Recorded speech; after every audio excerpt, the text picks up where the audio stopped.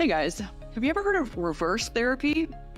I'm intrigued, definitely, and I bet you are too. And today's guest, sharing her story publicly for the first time ever, found it to be the most important piece of her recovery puzzle. Hello everyone, I'm Raelan. If you're new here, welcome. If you're not, welcome back. Every week, we dive deep into recovery stories from conditions like ME/CFS and long COVID, the strategies, the tools, and most importantly, the proof that recovery is possible. Today, I'm so excited to have Anne Butler with us after countless doctors, endless tests, and all sorts of treatments, and a mountain of supplements. She was starting to lose hope. It seemed like nothing would ever work until she finally came across an approach that did. This is a story that you won't want to miss, and it's just wonderful. So let's welcome Anne. Anne, so great to have you here. Thank you for doing this. Oh, you're more than welcome, Raelan. I think it's something people take for granted when they watch these recovery interviews, that it's somehow kind of easy, but I know that it's not. I wish people could kind of hear the conversations that happen before we hit record, because it's a really unnerving thing to put yourself out there and share your story like this. So yeah. I know it's not easy. For those of you watching, it is not an easy thing. So much gratitude to you, Anne, and everyone else who does this. It's great to have you to guide us, really, because I want to get my story out there. But to be able to do it talking to you is it is a dream, really. It's a lot easier. Yeah. Oh, good. So, how did this all start for you? My ME started, well, the serious bout I had started in the end of 2016 to 17. And I was having odd symptoms. I was having palpitations and I was getting bouts of fatigue. And I was at work doing quite a stressful job, taking on everything that was given to me because I felt I couldn't say no. And then also doing an art degree and taking on a bit of a challenging time there as well, where things weren't going so well, partly because of the fatigue. So, yeah, I had a bunch of strange symptoms and then just became convinced something was going wrong with my body. And then was like the next 2 years really looking for the reasons for that, because that was the beginning anyway. And then the fatigue got worse and the walking got a lot worse. So yeah, in the middle of it, I was only walking probably 50 meters or something and walking with a stick. So it was pretty awful. And what did you think was happening? Well, I researched everything. I was completely driven to find out what it was. It was just this strong belief that there was something wrong with me. My body was broken in some way. So I looked at heart problems, thyroid problems, blood sugar problems. I had a diagnosis of celiac about a year before, but since the diagnosis and cutting out gluten, I'd been fine. So I looked at my diet, other aspects of my diet. I looked at vitamins, minerals, trace elements that I'd never even heard of, that I then became convinced, this is the answer for this week. So I went to the doctor and said, every time I need to be assessed for this, I think, because, one of the symptoms is fatigue. So whether it was iron or strange things. I can't remember the name of one of them, but it was, just pinning my hopes on everything, really. And I was convinced it was physical. Yeah. And what were the doctors saying to you when you would go in? Yeah, well, the doctors were just sort of trying to calm, I suppose, my anxiety. They were giving me tests. They were agreeing, this was on the NHS, they were agreeing to a certain amount of blood tests, looking at my vitamin D levels and so on. So then, because I wasn't getting answers there, I went privately and wanted them quicker. So I went to a private cardiologist and I found a private thyroid consultant who gave me what I wanted, because what I wanted was a diagnosis of low thyroid, and he gave it to me.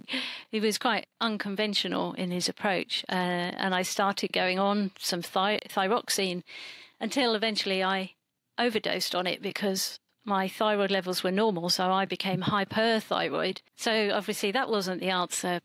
But it was amazing how when you look for something on Google or out there, you can find it. If you're convinced it is something, you'll find the evidence for it. Oh, absolutely. I think many of us have gone through this. For a while, I was convinced it was my adrenal glands and that was going to be the solution. For a while, I went down a hypoglycemia rabbit hole because if you look at the extreme cases of it, I'm like, this kind of sounds a little bit like what I'm going through. And I did have blood sugar issues. I read 12 books on hypoglycemia. Like I was convinced to fix it that way. I was diagnosed with chronic Lyme disease, and then I did a whole bunch of treatment for that. And it never, not that it isn't, So I think a lot of us go there. And when you read things, there's a lot of symptom overlap for a lot of different things. And you want something concrete to grasp onto, because if you can at least pinpoint, and it's, that hope and that wishful thinking or whatever it is kicks in. Yeah, I had a blood sugar testing kit I bought because I was convinced about that. And then I went with the results to the doctor, and the doctor said, if you had that much of a problem regulating your blood sugar, then, well, you would be diagnosed by now, sort of. I can't remember what they said exactly, but you get convinced in your head that low blood sugar is a big problem, but we have to maintain our blood sugar within a certain range to kind of be alive and to not be diagnosed with diabetes. So anyway, that probably is better cut out because I don't really know what I'm talking about there. I say we leave it in. I think the other thing and a good thing you bring up is that kind of this gets us thinking about is that sometimes we do have these things going on in our body. I actually was diagnosed with hypoglycemia, and treating my blood sugar is a helpful thing for me. Did it resolve my ME/CFS? No, not at all. They weren't related as far as I know at all. So it can be challenging. Like sometimes we come up, tests show something in our body that is off. But like when I recovered, I talk about all these things I did to get better, and a lot of them helped me get better physically. But looking back, how many of those were actually addressing the ME/CFS and how many were just generally helping me get healthier? So, I think so. Yeah. Yeah. I think there's those things that help people say to help manage the condition, but I think they're helping to manage us generally, like good sleep and good food. Oh, yeah. But it isn't severe. The thing we were doing, or the thing we changed, it wasn't the clincher that gave me ME. It isn't enough to get me over that threshold back to full health.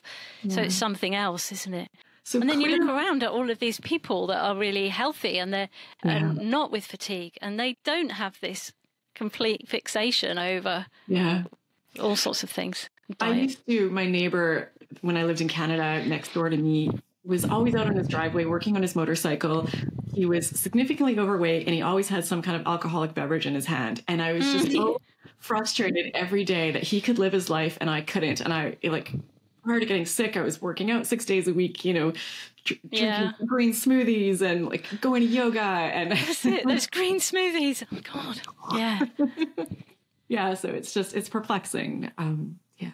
So clearly you started to figure out what was going on or find some things that would help you. So how did that happen? Well, I think, say after nearly 2 years, I just became convinced that I'd tried almost everything and I'd looked at almost everything that I could, and I still wasn't living, I wasn't going out socializing, I wasn't working, and I was limiting any kind of physical activities. So I just started, maybe analogous to your channel, and looking at cure recovery stories. I thought I've got to find out how other people got over it, not managed it, but recovered fully, got cured from it. That's what I want, because I used to be healthy. So something has happened to make me ill. In a very simplistic way of thinking, it can't be tweaking things because this is a major change. So what's the major difference that I need to make to get better? And so I bought a book on, I think it was 50 recovery stories, or 50, it was about cures, really, people who recovered from ME/CFS. Alexandra Barton wrote the book. And I went through that and I studied it, and a lot of stories in there about people who, they're a lot better than they used to be, but they still have to be careful, blah, blah. And I thought, that's not what I'm looking for. I was looking for these stories, and they were there. There were stories of people who said that they got better quickly after doing something and they've never looked back and they're better than ever. And so I thought, I'm going to do that. And they were all mind-body cures. So I then thought I switched completely from what I had been focusing on and got a book on reverse therapy, which was one of the ones that was mentioned. And I got better rapidly, really rapidly then, within, well, days and weeks. What is reverse therapy? It's a mind-body cure. So it looks at your thoughts and beliefs, particularly when you get the symptoms. So you write a diary. When I got the symptoms, what was I doing? What was I thinking? And you start to find the pattern really about what might be going on. And then you talk with the therapist. You could just use the book, but I spoke to the author of the therapy, and he's a psychotherapist, and had a session with him, an hour session, and he kind of teased out what my replacement belief should be to tell myself when I got my symptoms at that time, and to do something completely different then and there. Like, my body is telling me that it needs to have joy and needs to move, and to do that right now. Because with me, what my pattern was when I had the worst bouts of fatigue, it's when I was telling myself, oh, I better not do that. I better be careful because I went for a walk this morning, or I've got an appointment tomorrow, so I need to rest. So I shouldn't do this fun thing that I was thinking of doing, like going for a swim.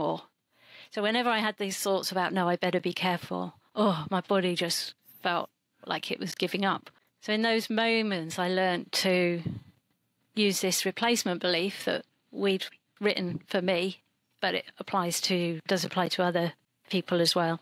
That my body is telling me that it needs to have joy and do fun things right now. So I started to do those fun things, or say yes to things, in those moments with the symptoms. And did you find you had to do this gradually? Like, could you just completely...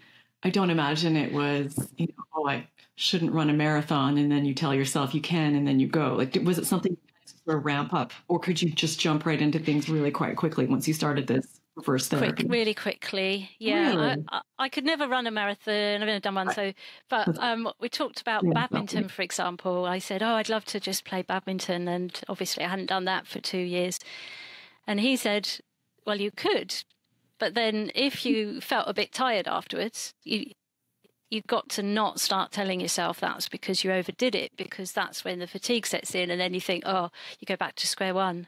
So, yeah, his approach was that if it was physical, you wouldn't need to increase things so gradually. So therefore, he was saying it's mental.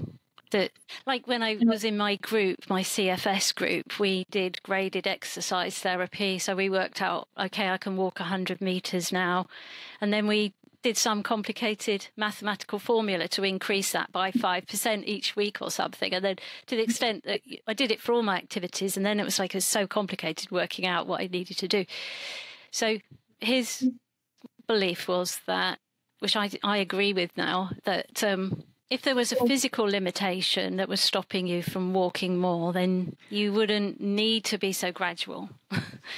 Yeah. But it's mental. It's persuading yourself that you were safe yesterday doing 100 meters, so you'll be safe today doing 5% more or whatever. So I did play badminton, and I did go zip wiring, and I did go swimming in the sea, and I did dance for a couple of hours. But I'd had this build-up before I had this appointment. I had a few months of reading the book and thinking, exploring my beliefs and thoughts, and I was really ready and open by that point to what he said. So by the time I saw him, all I needed was for someone to say, you will be okay, you are healthy, and you'll be fine, but do watch your thoughts afterwards. That's really interesting. It sounds like I recently put out a brain retraining course, kind of a cheeky plug there, but we talk about building an evidence list, and it's building up this, not just belief, but this understanding that your body is okay. Give the example, that if your arm is broken on Tuesday, it's going to be broken on Wednesday. There's not going to be good days and bad days, days where it's not broken, where it's broken again. It's either broken or it's not. So, building up the evidence list, it sounds like what you're talking about is, just what would to help internalize that understanding and that belief is, what can I do on my good days?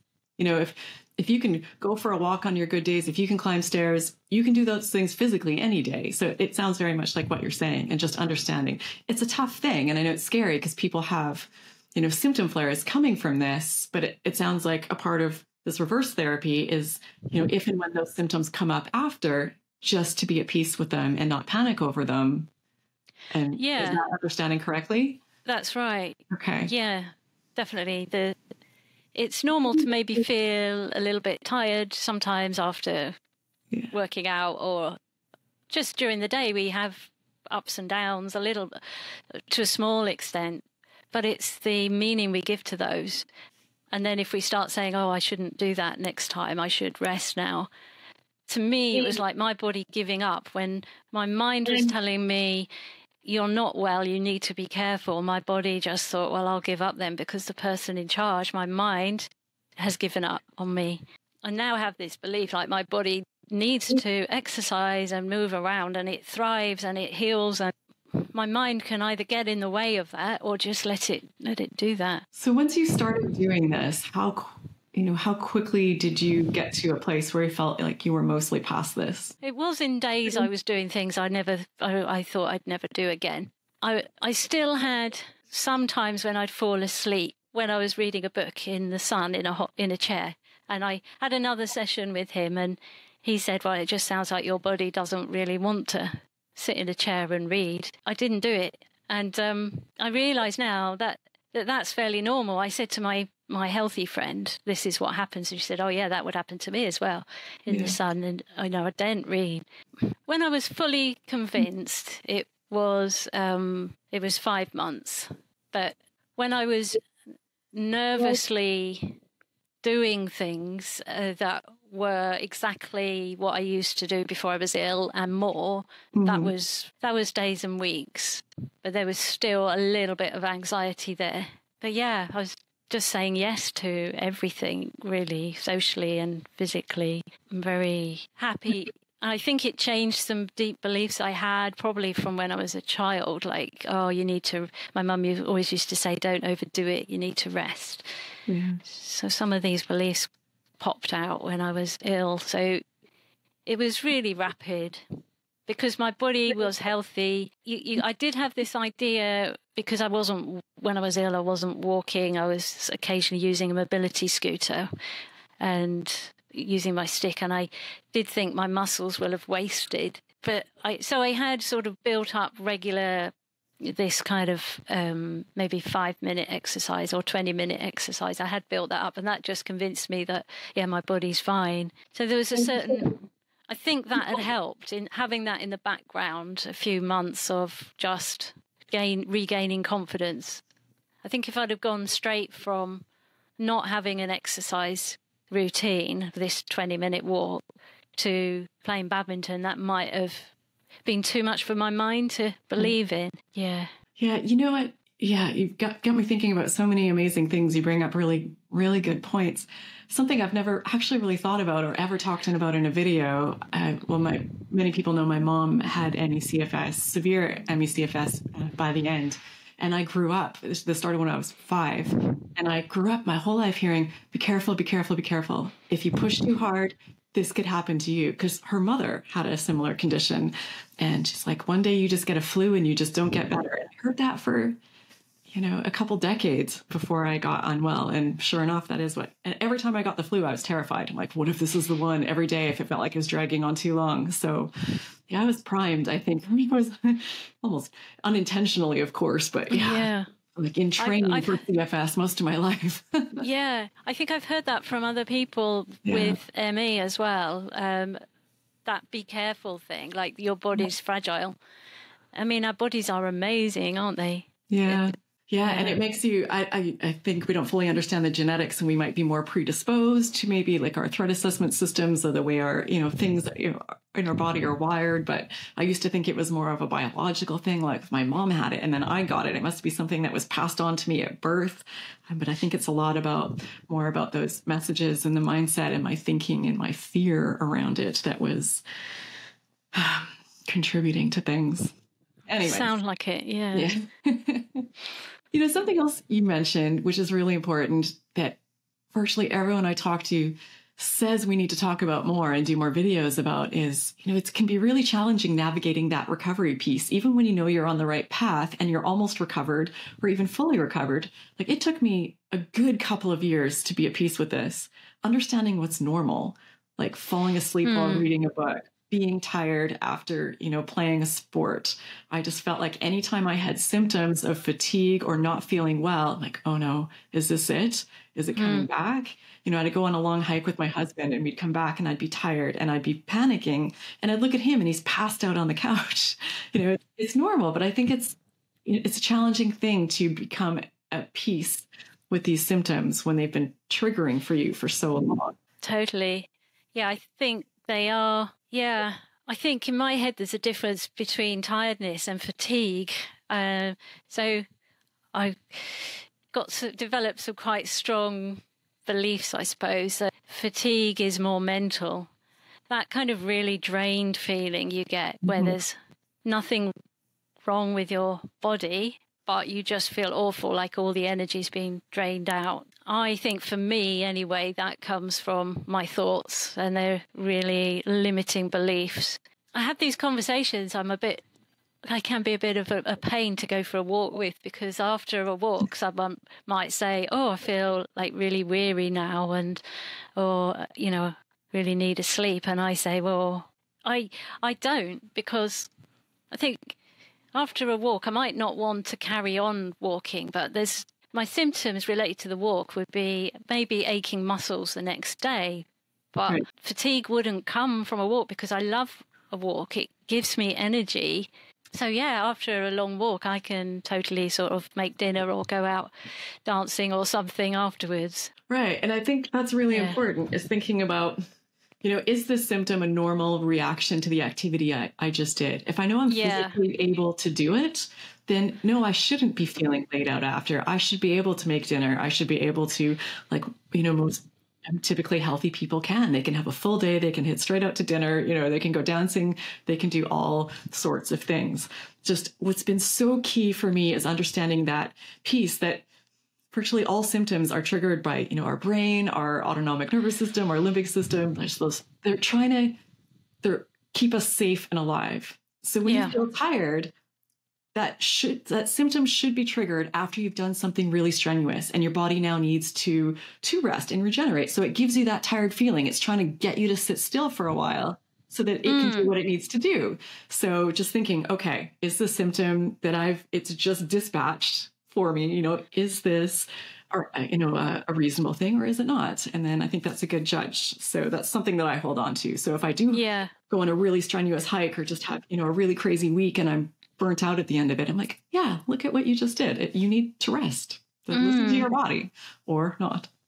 Yeah, but it wouldn't take long. But then there's that fatigue after a long day. Say in the office, I'd get when I used to work in an office, I used to feel really fatigued and drained and like I didn't want to do anything and tired. But that was brain as sort of being a bit fed up with what I was doing and a bit not. My body doesn't like it. My body doesn't like sitting still all day and working for a big bureaucracy. But yeah. That's a really good point. The fatigue that a lot of people have to feel after their work day, where is that coming from?